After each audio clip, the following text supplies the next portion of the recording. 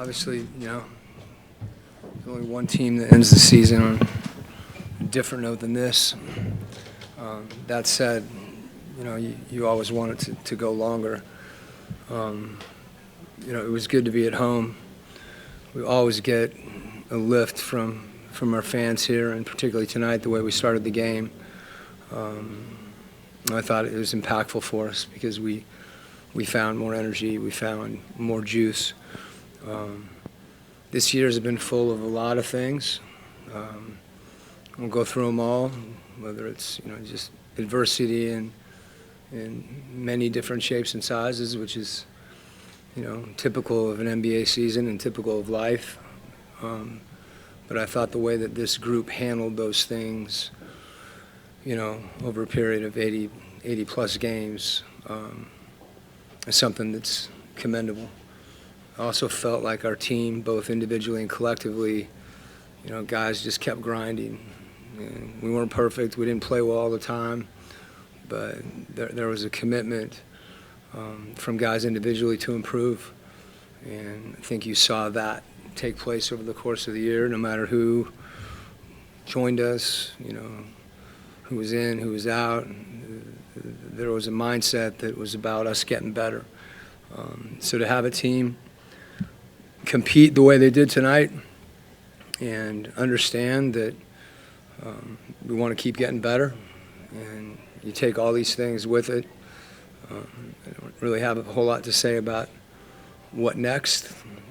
Just trying to absorb this, but I did want to, really articulate specifically how proud I am of this group and the way that they've stuck together and the way that they've competed throughout the entire year. And obviously tonight being, in a lot of ways, with the exception of the result, I thought the way the game went and the way our guys battled and competed was something I'm proud of. Coach, you talk about some of the guys coming in late, but George and Karras, they were truly some spark plugs coming off of the bench in that first half. Just how were they able to kind of keep guys' head in the right direction and kind of fuel some of that comeback? Well, that, from a coaching standpoint, when you have, various guys on the roster that always bring different things, sometimes it's hard to give people enough opportunity on the court to be able to do those things. And, some of those guys, whether it be Mo or George or Terrence, Karras, the guys that you mentioned, for them to come in and do what they did in a short period of time, and as you said, tonight all of them contributed in unique ways and to kind of their unique skill sets, and some of those skill sets being what they're doing on the floor from a basketball standpoint, but a lot of it, I think, the competitiveness and the maturity that those guys have is something, that you could feel them kind of infusing that into some of the younger guys, and they take that seriously. I think there's a whole lot of pride,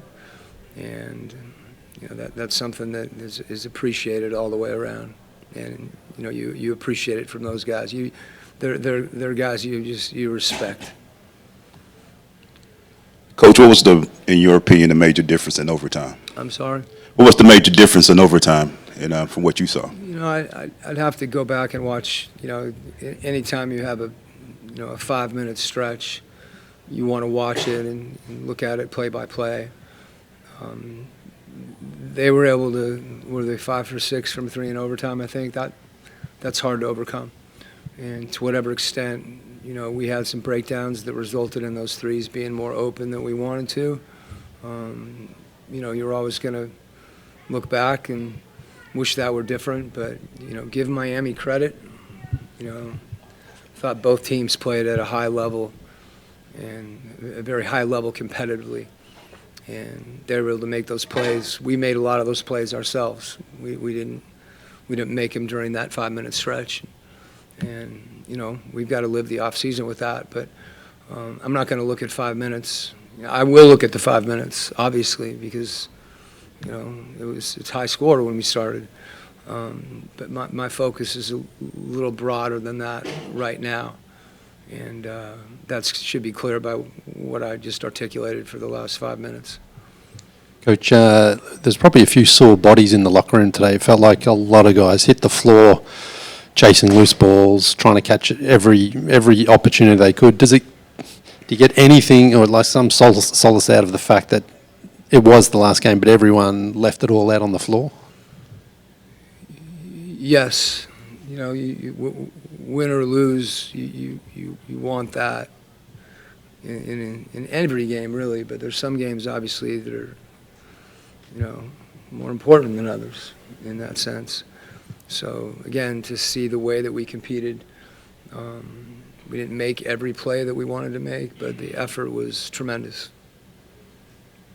The Hawks stayed in the game for the first 3 quarters, and then coming to the last 5 minutes of the fourth quarter, it feels like they were energized, the defense was clicking, and you made a huge run led primarily by the defense. What did you see out of that moment, and what will you carry over into next season from what you saw in that moment?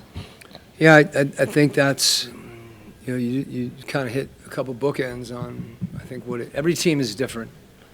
You know, every team plays slightly different style, you know, different schemes, tactics, whatever it is that usually fit their personnel. And in our case, being able to get stops is really important because it allows us to try to get out and run.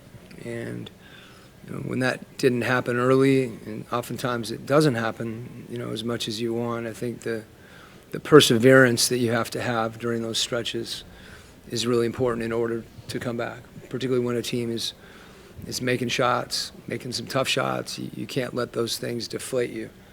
And we talk about that, you know, as being competitive endurance, and just trying to compete on every play throughout the course of the game. And I think that's what we saw from those guys. You know, defensively, we have to be unbelievably dialed in. From a personnel standpoint, there's a certain way we have to play defense, just like there's a certain way we have to play offense. And, you know, every year is a little bit different, but, you know, I think maybe the biggest thing for me is the way we pass the ball, you know, the way that we shared. And that's something that's kind of unique into itself, that a team that kind of has that trust in one another is a team that can continue to build. And, you know, we've got some young guys that are, you know, and older guys that they're hurting right now. And that's a good thing. You know, you want to feel that as much as anything because it's just indicative of how much you care. And I think that's what everybody could feel tonight. Coach, Onyeka played 50 minutes tonight, but he's one of those young guys. What has it been like watching him grow into the player that he is that allows you to trust him to take on such responsibility? Yeah, you know, I've been up here a number of times, and you're trying to figure out, why did you play this guy? Why did you play that guy? What's going on with this? And as I've said before, there's never real right answers. You know, you judge those based on the results. In this case, you know, it was clear that Onyeka needed to match up with Bam. And, you know, we wanted to use our timeouts in order to rest him as opposed to getting him out of the game, even if it's for a minute or two. Because sometimes, you know, without using a timeout, you have somebody sitting at the scores table for a while. So that was something that was clear, you know, really early in the game that we wanted that matchup. And then obviously the way that he played in addition to that certainly was affirming. And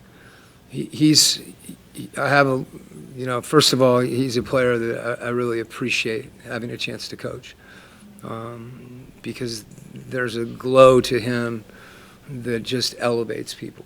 You know, he's one of those guys that he's a great teammate.